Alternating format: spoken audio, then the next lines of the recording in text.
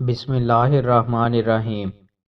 رسول اللہ صلی اللہ علیہ وآلہ وسلم نے ارشاد فرمایا، اللہ تعالیٰ فرماتے ہیں میں جو کام کرنا چاہتا ہوں اس میں مجھے اتنا تردد نہیں ہوتا جتنا کہ مجھے اپنے مومن بندے کی جان نکالنے میں ہوتا ہے۔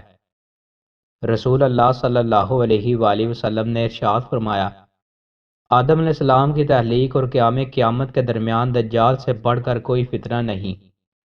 رسول اللہ صلی اللہ علیہ وآلہ وسلم نے ارشاد فرمایا، جس نے اپنے مسلمان بھائی کی غیر موجودگی میں اس کی غیبت نہ ہونے دی تو اللہ پر حق ہے کہ وہ اسے جہنم کی آگ سے آزاد کر دے۔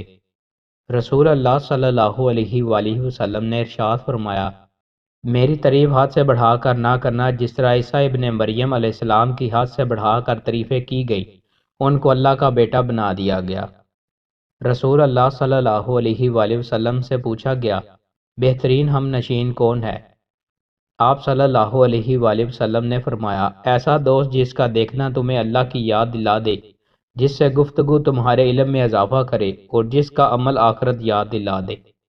اذان اور نماز کی فضیلت۔ رسول اللہ صلی اللہ علیہ وآلہ وسلم نے ارشاد فرمایا کہ اگر لوگوں کو معلوم ہوتا کہ اذان کہنے اور نماز پہلی صف میں پڑھنے سے کتنا ثواب ملتا ہے، پھر ان کے لیے قرعہ ڈالنے کے سوائے اور کوئی چارہ نہ باقی رہتا تو البتہ اس پر قرعہ اندازی ہی کرتے، اور اگر لوگوں کو معلوم ہو جاتا کہ نماز کے لیے جلدی آنے میں کتنا ثواب ملتا ہے تو اس کے لیے دوسرے سے آگے بڑھنے کی کوشش کرتے، اور اگر لوگوں کو معلوم ہو جاتا کہ عشاء اور صبح کی نماز کا ثواب کتنا ملتا ہے تو ضرور کلہوں کے بل گھسیٹتے ہوئے ان کے لیے آتے۔